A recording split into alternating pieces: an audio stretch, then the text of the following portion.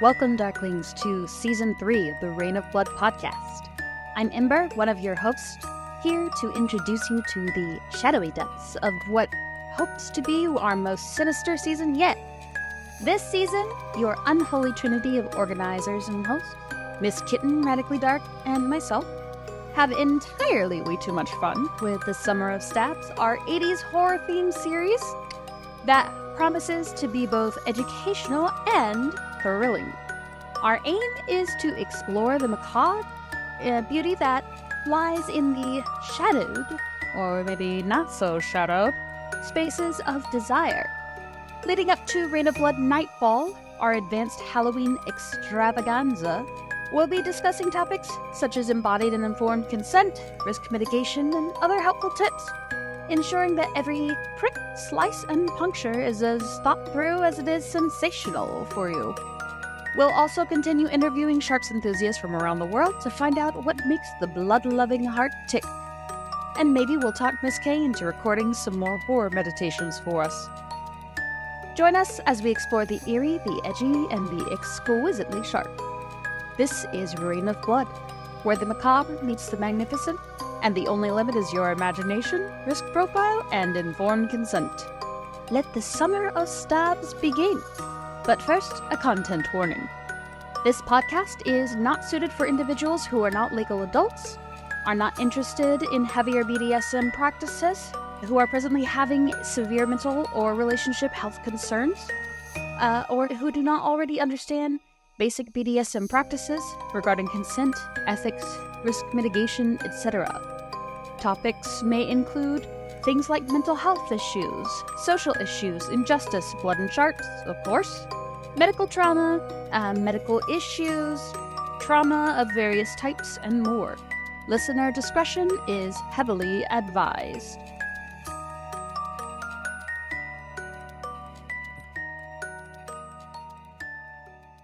Hey, amazing blood humans. It's so good to be back with you. It's a very early Sunday morning for me, but I have an incredible um, Tara from the US, and it's 11 o'clock at night there. So I'm in bed with two French bulldogs, and they are coming to me live from the dungeon. And I'm so happy to connect with this amazing human. Welcome to the Reign of Blood podcast, and thank you so much for your time.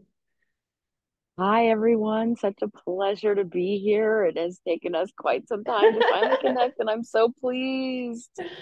I'm so Oh, excited, and goodness.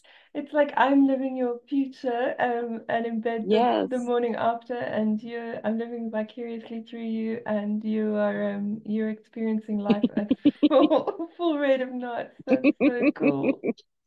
Considering Um, tomorrow morning I'll be doing exactly the same thing you're doing right this moment. So, yeah. yes, yes. Well, Um, good morning. Thank you, and I hope you're having an amazing party. And I'm very jealous because I would much rather be where you are than in bed.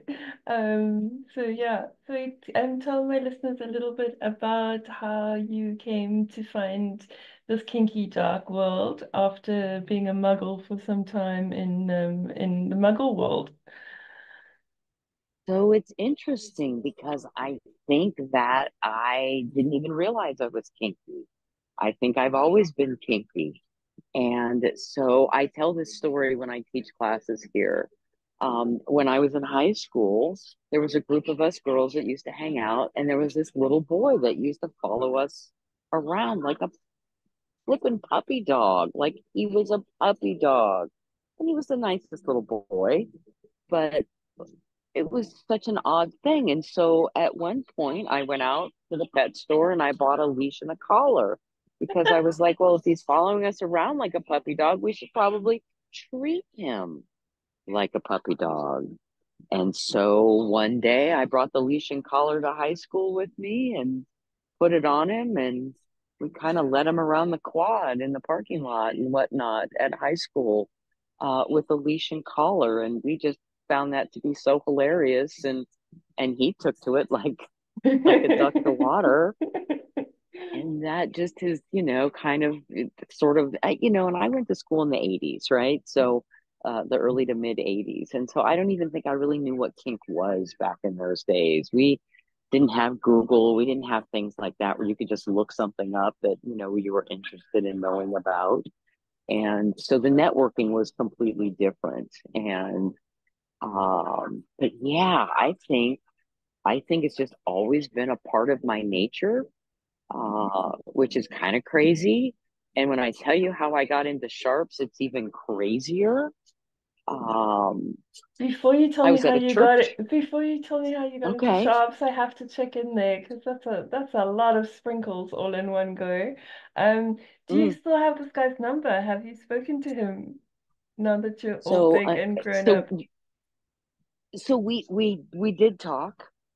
We've talked. He was my best friend for up until the day he passed away, unfortunately. Oh,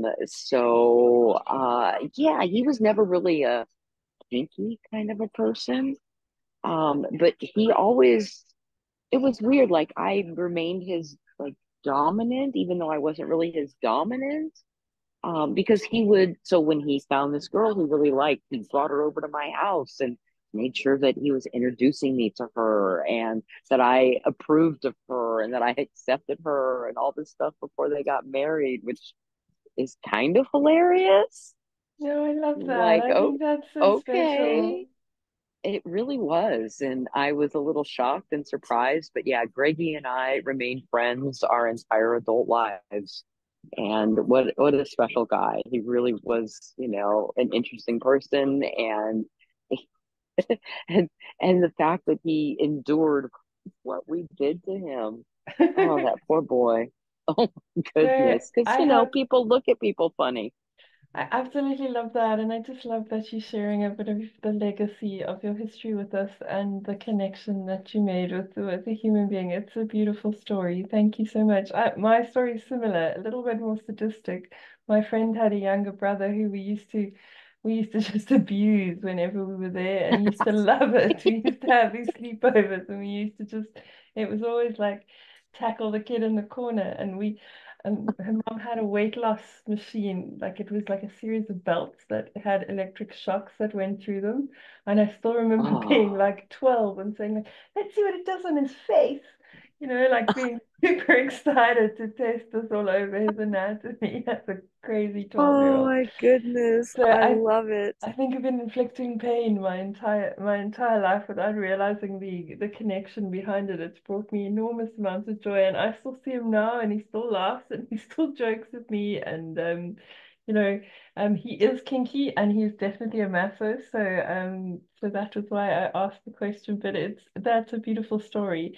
So now I will stop interrupting you, and you can tell me about your how you found amazing sharp things, and they changed your life. Oh my goodness. So when I was like 12, I used to belong to this little church group, and I'm certainly not religious now, but we used to have like these Wednesday night meetings, and sometimes they would show movies and things. And there was a movie that they showed, and I've watched it since I've been an adult, and it's certainly cheesy, but it has some interesting themes to it.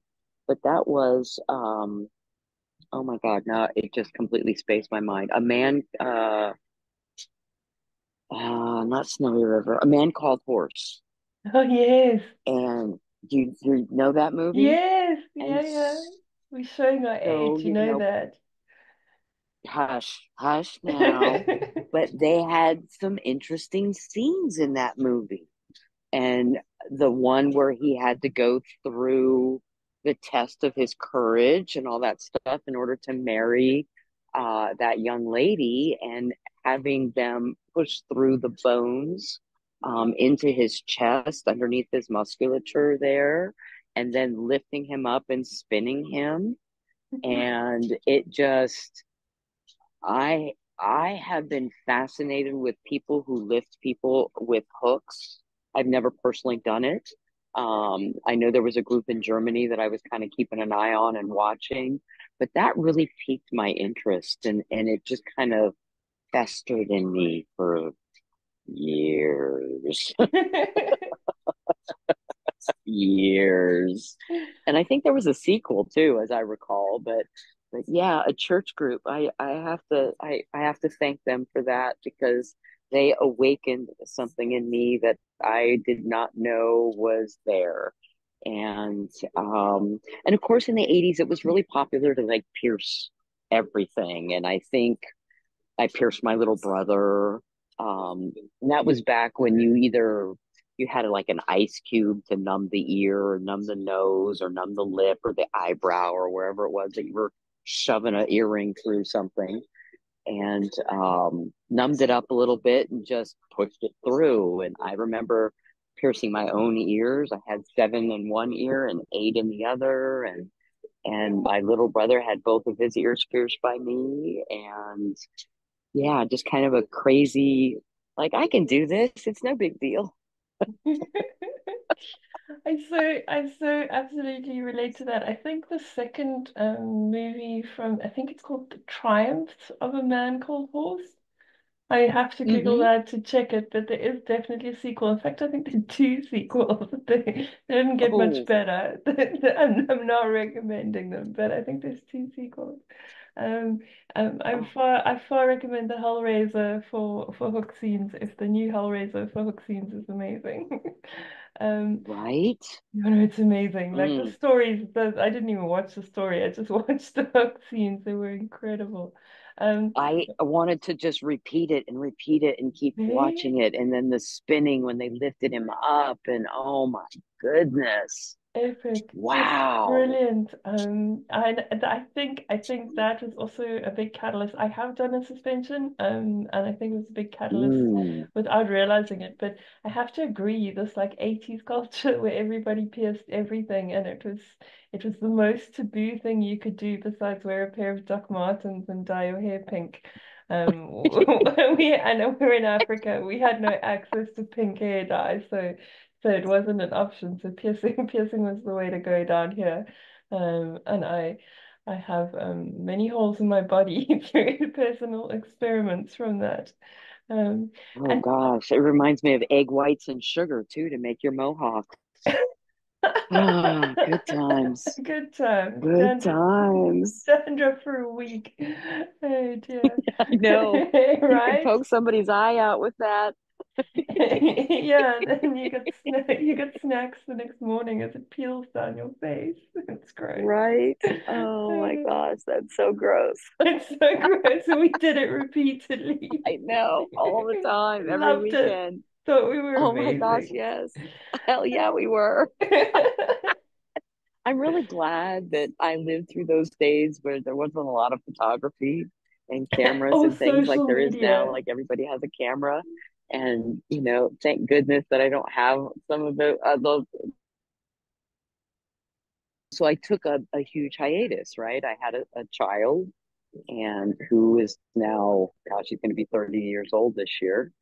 And which is interesting because the apple doesn't fall far from the tree. And my son is also in the lifestyle, which is quite interesting to make, have Sunday dinners and the conversations that we have. And, and to be fair, we've talked about all kinds of subjects. So just a lot of fun. But I think in the last, and I have to say, I was fangirling out a little bit with your interview with Lee Harrington. Oh my gosh, what an amazing individual! Because they say so many things that I so identify with, right? Right? Um, Fuck, it was a cool um, interview to do. And I have to tell you, like, I love situations like that because I just went back and like rethought my whole life after that interview, just from an intent point of view, and just listening to their ideas that came out after that podcast. And I can already see like a little bit of influence in my life from that. It's really awesome to be able to connect with yes, with your heroes a little bit, because they literally are in kink for me, and also just to be able to hear the authenticity come through, and to feel people who are really living the lifestyle. I really appreciated that, and I really appreciated the interview. It was great fun. yeah, they are an amazing individual, and yeah, I love the perspective, because I got into doing artistic needles probably about 5 or 6 years ago. And I was doing a little bit of it here and there. just like needle tastings and doing like little endorphin buttons and things like that. And I had a friend of mine come over to my house. I run House of Tanglewood, and I had a number of people there, and it was just a person who was very experienced in doing needles and kind of gave me a refresher course on because piercing versus doing artistic needles is quite a bit different, right? And so kind of rekindled that passion in me. And so then I started creating my own designs and figuring all that out. And I hand make everything. Like I hand make my own stencils. I don't have a CNC computer machine. I don't, I get an idea in my head and go search on the internet for, I don't know, some sort of a visual expression of what I'm looking for. Like when I did my spiral, I went and searched for a Fibonacci spiral, mass spiral, and that's how I created my spiral patterns. And so I get these weird ideas, and then I started looking on set and seeing more and more people with stencils, and I was like, oh my god, stencils! Doesn't that make things so much easier? Right. Like, yes, please.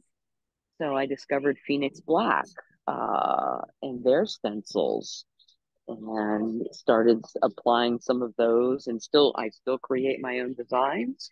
But it's really nice to discover that network. And I didn't realize that it was there. And so I've really kind of thrown myself into it. And now I do needle tastings all the time. I do needle classes all the time. But I see these amazing people doing these amazing things, and I feel like I'm still kind of a newbie in all of this. Like I've only been doing it, for a few years now, and but it is so satisfying to me, right? It's so meditative for me. I don't know how else to explain that. It's different. Like I do all aspects of the lifestyle, but sharps is appealing in a different way for me. It's really spiritual for me, and it's a different kind of a meditation than transcendental meditation or actually meditating and doing things like that. It's just very freeing for me to create what I call my masterpieces on people and have them turn out the way I want them to, which sometimes they don't. I think you've mentioned a lot of really good stuff there. The fact that that there's a difference in the headspace for sharps. It is almost spiritual, and spiritual for me, I don't mean in any religious context, but I mean there's a Right, peace. There's like an I think my first year of doing sharps, it was just this overwhelming peace that I found. And it was a bit conflicting at the time because there is a bit of a history of self-harm for me. So I needed to be able to sort out where what the feeling was and what I was actually experiencing and how healthy that was for me, and what my intent mm, was in the situation. So there definitely was a connotation of that, but it was the first thing that really switched that white noise off, and it was just complete focus and complete dedication to the task. So I really relate to the sort of spiritual connection with sharps, and I think once you get the technique down, I think that it can be a bit overwhelming in the beginning because there's such a gold standard having the medical influence and the piercing influence in our community. There's such a gold standard that sometimes we're really scared to put our work up there, and we really do feel that imposter syndrome of are we good enough to show our face in a community where everyone has right. this perfect shit. And but once you sort of get the technique down, like my shit's not perfect. Once you get the technique down, you can go back to focusing on the intent. And I think that's my last bit of the journey. It's really been beautiful because people are like Lee Harrington are bringing back the intent and why are you doing this and what is the connection between the two people. And when you start to be able to trust the skill and look at the intent again, it's really just stunning. And they are masterpieces. And I'm quite sure even the great painters had a different vision to how their painting came out because it's never the same. It's never the same as the plan. But you just got to Right. trust the process a bit, and appreciate the intent between it.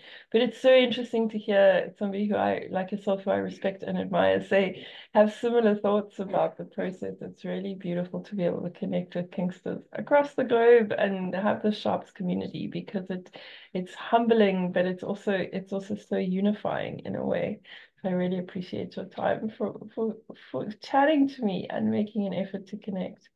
Tell me a little bit about what's next for you in the Sharps journey. So for me, I have an idea. Well, okay. So I had a very contentious childhood with my mother, and she recently passed away.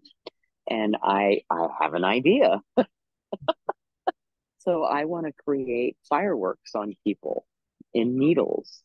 And so I've been exploring how to make that happen. And I have a bottom who will do it with me. Bless her heart. She's an amazing individual. And yeah, so I'm kind of putting that idea together. And then when I was at DomCon in LA this year, I ran into another young lady from the Midwest somewhere, and she was putting needles in this individual's head. And I was like, I've done crown of thorns, I've done Jacob's ladders. You know, those are sensitive body parts to do those kinds of pieces on. But the head, and for me, I like the bleeding. I like, needles don't bleed mostly don't bleed going in, right? Needles bleed when you take them out. And there's something about watching for me that blood drip, and they're bleeding for me, right? They're enduring this for me, and it's such an intimate moment for me. And so I love playing in their blood, and if we've all been medically tested and checked and all that kind of, I love licking their blood. I love blood play. It is just an amazing thing. And it's, like I said, it's such an intimate, I can't get any more intimate than that. And so, yeah, I am looking for at some point a volunteer. I want to do an actual crown in somebody's head. Um, I want to make a porcupine on somebody's butt. Um, I am fascinated by hooks. I don't know if I trust myself to do that yet. I'm certainly not there right now, but I can see in my future that is definitely a possibility. And to study under somebody, I had the great privilege of watching the Carney. I was at Kingfest a few years ago, and he put on a couple of classes, and I try to go to anybody's class who's doing needle classes. I figure I can learn a different technique, a different way, a better way, just something. I'm going to learn something. And in every class I've gone to, I always bring something back with me, which is wonderful. And at the party that night, he hung somebody with hooks. And I was right there, right on the edge watching that. And I just, such a thrill. Um, and then the headspace that you can get into is just, even as the top, as the bottom, it's just absolutely incredible. And that's even more intimate for me. And I want that. I want to be able to experience that with somebody. It feels so amazing. It was amazing to watch it. And I can't imagine doing it with somebody, but I have that fantasy. I want to try it. I absolutely love Bakani's work. He was the first guy I saw on Fate with Needles, and I saw these strings, and these strings just captivated me. They just have been such a Mm, huge part of my journey. Like, I think I do a lot more CBT than any other kind of shops, and mm. so I don't have an enormous amount of real estate. I've always been like slightly frustrated. I couldn't have 5 million strings, but I've always tried to make as much real estate out of the small area that I get, so I can put as many strings in as possible. And I just absolutely love the idea of these never-ending strings that go up and down and connect body parts to different things. So yeah, I definitely If you guys don't know him, listeners, go and check him out, the Carney on Fet. Really worth a follow, and his work is just incredible. Just also, he was at Rain of Blood when we got to chat to him last time, and he gave us a sort of a sit down discussion, and it was really lovely to be able to bring questions to him and just pick his brain. Um, I cannot confirm or deny if he will be at Rain of Blood this time, but I'm just saying get a ticket because it might be worth your while. So we're really excited. Um, yeah, that sounds amazing. Um, I think that the whole um, community comes together, and it's interesting to see how ideas flow through all of us. Because you're talking about a crown of thorns. We have limited access to resources where I live. Getting stuff is really hard. Things are a Mm. little bit unreliable in Africa, like the postal service or or any kind of service. Oh, So, like the last needles I ordered off Amazon, I paid for, I think, in March last year, and I think they arrived in December. And oh my so goodness. super successful. I was so excited when they finally came. So you can get medical needles here really easily. Piercing needles are a problem. Even the piercing companies don't have stock. So you can order them and they are available in the shop, or so they say, but then they have this huge waiting period that follows through. So I got to speak to the guys from That's the Point. They made those beautiful 5-inch needles that Mel Sprinkles used for her headpiece Mm. and the neck piece. And they actually designed that 5-inch needle because they didn't exist before this. So I got to speak to them this week, and I just was like, yeah, this little kitten from Africa really needs a helping hand. And, I'd love to get some of your needles. Before I'd even got off the line with the guy, they were ready with FedEx. And I got a message yesterday saying they've arrived in my country. Like that, Oh, that's huge. joy. That's huge. So now they only have to get from where they've arrived to my house, which is like, okay, let's give them 5 days. But I should have them next week. And that's so incredible because this Oh, happened like last exciting. week, Tuesday. So also like really keen on the whole face needle thing. And I think there's something about the skin on the face, which is it's like butter. It's the most beautiful thing in the world to pierce, and there's Mm. nothing more intimate about having your hands and your face in somebody else's face. There's something really intimate about that. And then you spoke about the blood. The blood is amazing, and it's just Right? it's different Mm. to any other part of the body. And yeah, right. Like it's like just sit there and bleed for me. I just want to lick your face. It's a terrible, Right? so beautiful. Ah, So, ah. I feel like the gods are like aligned in my life because I go uptown next week and I get to play with my favorite bottom, and we get to play with these beautiful needles, which are like they're such a spoil in this country for us. So really excited. But the face needle thing seems to be something that a lot of people are talking about. I know we've just done a class on the anatomy of the face for the summer of stabs. So it's available on our Patreon for anybody who is interested. But just it seems to be a community thing that everybody is sort of looking for more information on. I know we've got the Pain Pup doing face needles for us as soon as they are feeling up to it. We'll run that class as well. So there's lots of stuff. Everybody's talking about it. And I've met a little girl on my Discord server. I have a really small little needle server where everybody just collabs ideas. It's not much of a chat group, but we just sort of share ideas and resources.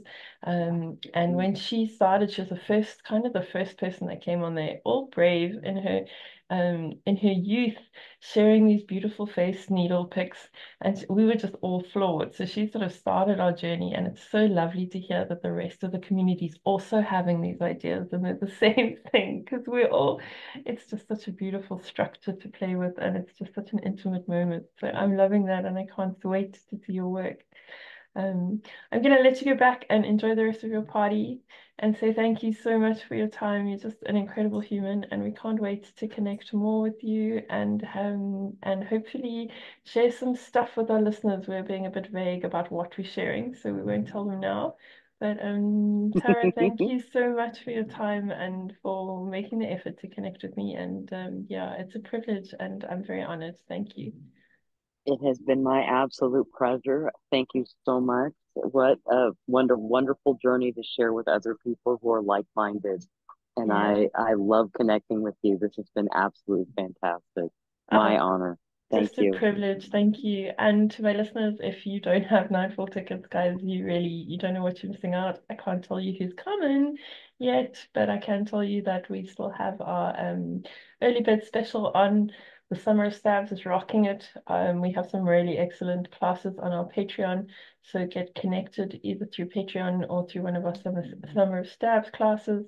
As always, if attendance is a financial barrier, we have scholarship programs. We're happy to help you. Just send us a DM. We believe education, especially in this community, should be for all and it should be accessible to all. And I hope you've had a bloody good weekend. Tara just made mine super better. So with that, I'm going to send you lots of love and kitten kisses from my dungeon on this Sunday morning to yours, wherever you are.